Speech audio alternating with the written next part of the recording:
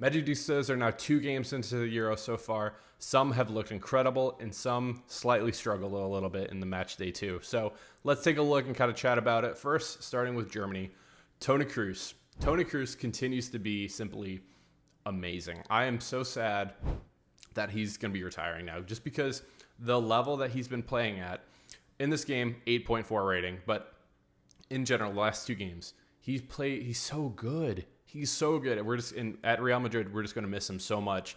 Just his his passing ability, just the way he controls a game. If you look at Germany before Toni Kroos was there and then after, it's night and day. And which is crazy just because, what is he, 34, right?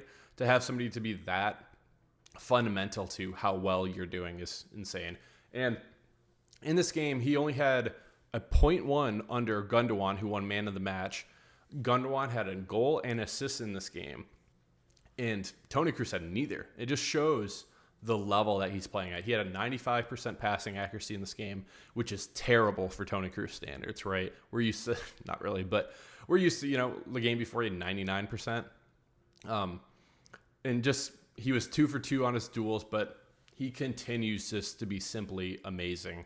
And I honestly think it's going to be a real hurt next year without him, not only as a fan, but for us to adjust without him out there. I think it's going to be a big change for us. So looking at Rudiger had an okay game for him. He does pick up a yellow card in this game. He went 3 for 5 in duels, which is not great. Nothing crazy for him, but he is the only one who has scored against Germany so far. So he has that going. Now, it was an own goal in the first game, so he's playing well. He's starting for them. He's doing well. I think he's going to get a little better in the tournament, especially when I feel like he's somebody who steps up into the big moments, into the big games like that. You see when he plays in the Champions League final, against Holland in the quarterfinals against Man City. He plays great like that. So 7.6 for Rudiger. I think he played pretty well overall, and I think that will continue throughout. Moving over to Croatia now. Modric had an 8.2 in this game. I think it was a good game overall for Modric, but the issue for him is Croatia are just not that good. This is not the team that won the World Cup. Or not, they didn't win the World Cup. They got to the final, right?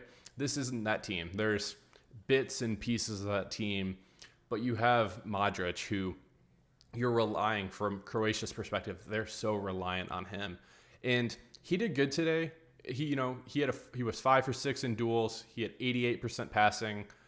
His team, they're just not what they need to be. So they draw in this game, unfortunately. I thought they were going to win it, but in the final seconds they gave it up. And so I think Modric is probably going to be bouncing out of this tournament pretty soon, which is unfortunate for him. But looking forward to seeing him back at Real Madrid, and I'm guessing going to be for one final year. So, I think he's going to do well as more of a role player next year. But good game from him. Just unfortunate to see Croatia get the draw. Moving over to Spain, Carvajal gets the start for them. He does get a yellow card in this game. 7.3 overall rating for him. So decent.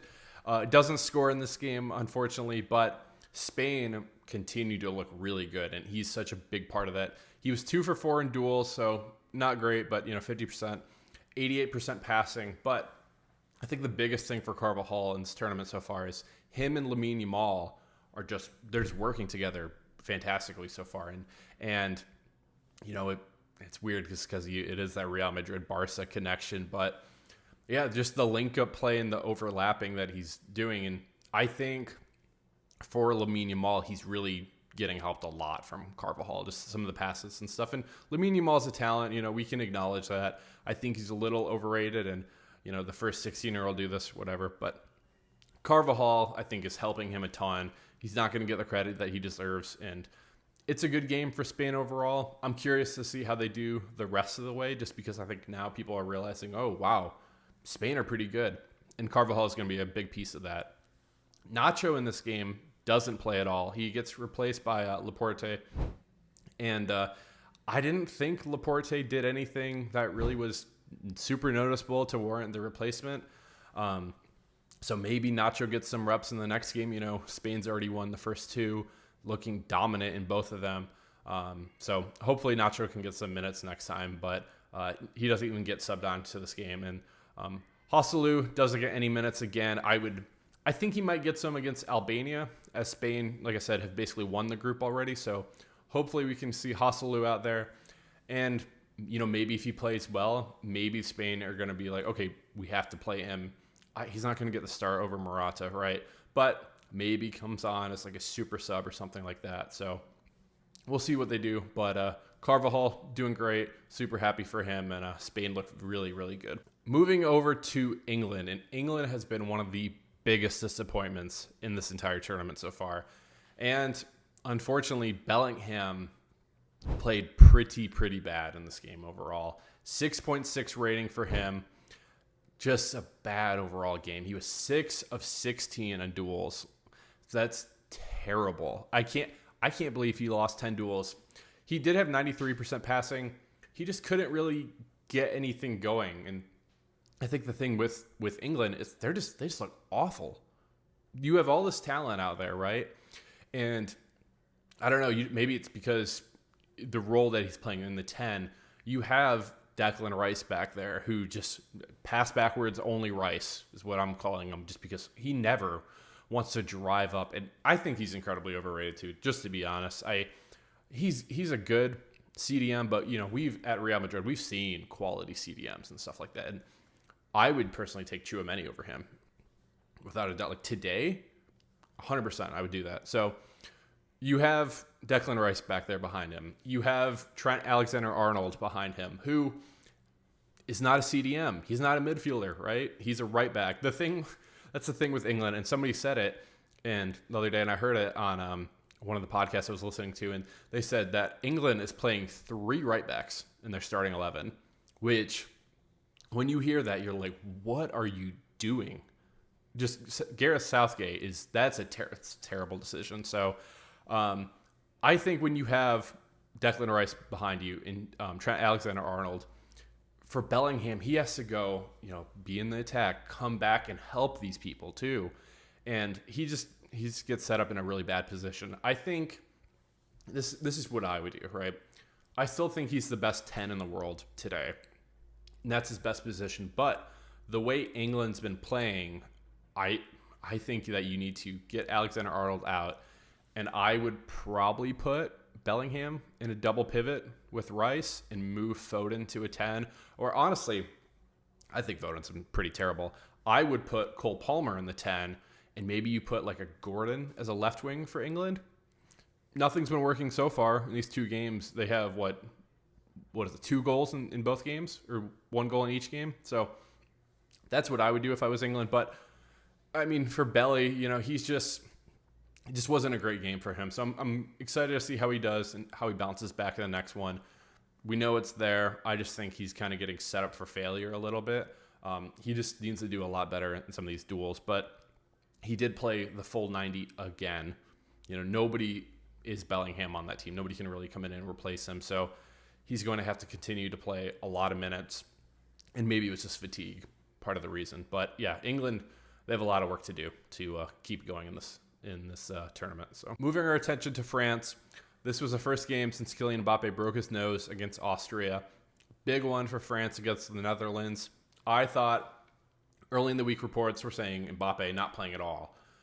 Then it was saying Mbappe may be playing, right? We saw a couple pictures of him with the mask. He had the whole French mask and everything like that. And then in the warm-ups and stuff, he was wearing the black mask. And I said, okay, cool. He might be playing today. So let's see how he does. But doesn't play at all. He sits on the bench. No start for him.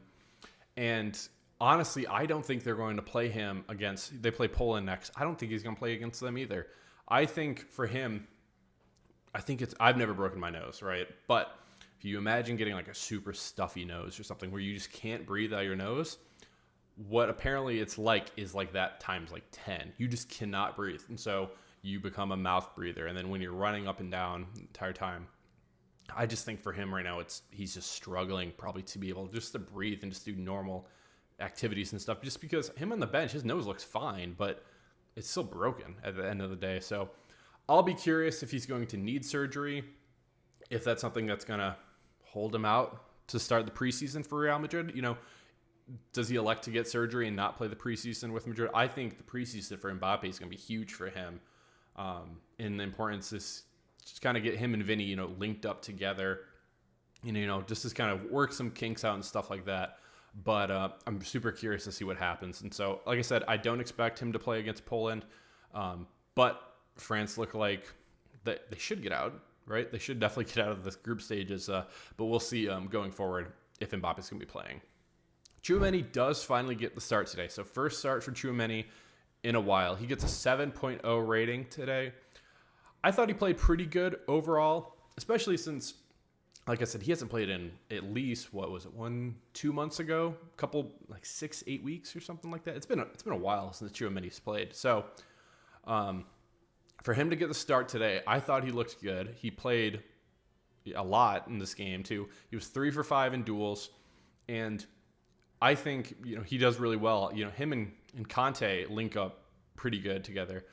Speaking of Kanté, though, when you have N'Golo Kanté playing at the level that he's playing at, and right now, honestly, N'Golo Kanté is world class. So, with that being said, no Camavinga today. So, unfortunately, Camavinga doesn't play.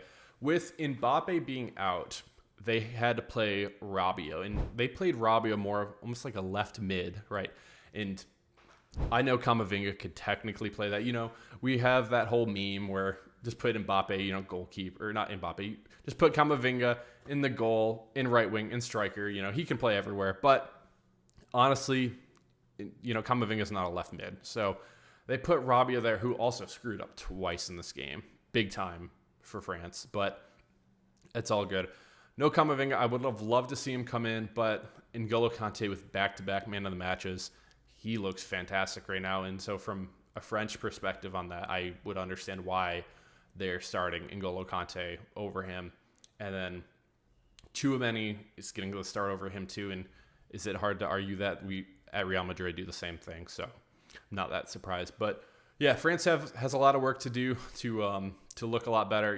They're one of the favorites going in this tournament, and they haven't looked great. They still haven't scored their own goal this tournament. They had their own goal in game 1 and then nothing in game 2. And from a French perspective, who other than Mbappe, who's going to score for them? I don't know. They have a lot of struggles, but we'll see how they do in the next game against Poland. Poland's already out of the tournament, so I think that should be where they just pour it on Poland. A 4-0 game, something like that. But yeah, we'll see how France do. Moving our attention to Ukraine, no Lunin for Ukraine. Ukraine actually bench Lunin over for Trubin, and Ukraine actually they win against Slovakia. And honestly, for Lunin, I think it's going to be hard for him to get his starting spot back, which just sucks for him, just because he hasn't had a great last couple of outings. But I don't know, I just feel bad for him. I think the last couple of outings for Madrid, he let in 4 goals, and then against, I think it was Romania, he lets 3 in. 2 of them were absolute, just amazing goals, though, for Romania. So, but I don't know, Lunin, I talked about it last week. He didn't play great, but I don't know. I think it's a little harsh for him to get benched after one poor game, but it's just gonna be what happens, I think, for Ukraine moving forward. So yeah, Trubin's gonna start over Lunin. Just feel bad for him, but yeah, no Lunin today for Ukraine. Looking at Turkey, Arda Güler doesn't get the start today, which I was a little surprised about looking at the matchup. So Turkey playing Portugal today. I was super excited. I said, okay, great. We get Cristiano Ronaldo today, and we get Arda Güler. Hopefully we get to see them, link up and stuff like that. The future versus in the past, I think that would have been an awesome thing to see. But doesn't get the start today, which I was shocked about. Apparently he fatigued, maybe picked up a minor injury. He does come on into this game, but my God, Turkey could have used him earlier, because when he comes on at the 69th minute. Turkey's already down 3-0. And what do you want Arda Güler to do? He is a magician, right? The Turkish magician that he is. But to come back 3-0 against Portugal, dude, you're not gonna be able to do that. So he gets a 6.1 on the day. That's, what's going to happen when you only play, 20, 25 minutes, something like that with stoppage time. In the game, He tried the exact same kick, though, that he hit a couple of days ago. And I was like, oh, is it going to work again? Doesn't work this time. Gets blocked. But it's all good. And then he tried one, which I thought was great, to hit the halfway line. And I really appreciate the effort. It was nowhere close to going in. But the brilliance he did have in this game, he actually had 2 or 3 overhead passes into the box that were just a light cross in that were actually super accurate and really on target, and should have been a chance for Turkey to actually maybe even score 1, maybe 2. I would hope to see Arda Güler play at least 70 minutes in the next one. For Turkey to succeed, you have to be playing him. I don't understand. Like, I guess the fatigue thing and stuff like that. And maybe the mindset is this, right? You're Turkey, you're playing Portugal. You're probably going to get destroyed. If Portugal is what they should be, in which they were today, they won 3-0, you're probably going to get destroyed. If Arda Güler's hurt, you need him to go, or, tired or whatever it is. You need him to be at his best moving forward for Turkey to do well. So I guess I understand it from like that perspective, but we'll see how he does in the next one. Turkey definitely need a win in the next one to get out of this group stage, and then we'll see how they do, if they can get out of round 16, continue to go. Arda Güler is going to have to be a major part of that for Turkey, and if he's out there, I think he's great, and I would love just to see more and more minutes for him for Turkey, just because he's such a joy to watch. So we'll see what happens next. If you like Real Madrid, please subscribe. We're going to be covering match 3 for all the Real Madrid players next week. Plus, if there's any breaking news, Nacho might be leaving. Maybe there's going to be a transfer or 2 coming in soon. Definitely keep it locked in with me. Thank you so much for watching this video. I truly, truly appreciate it. Cheers. Hala Madrid.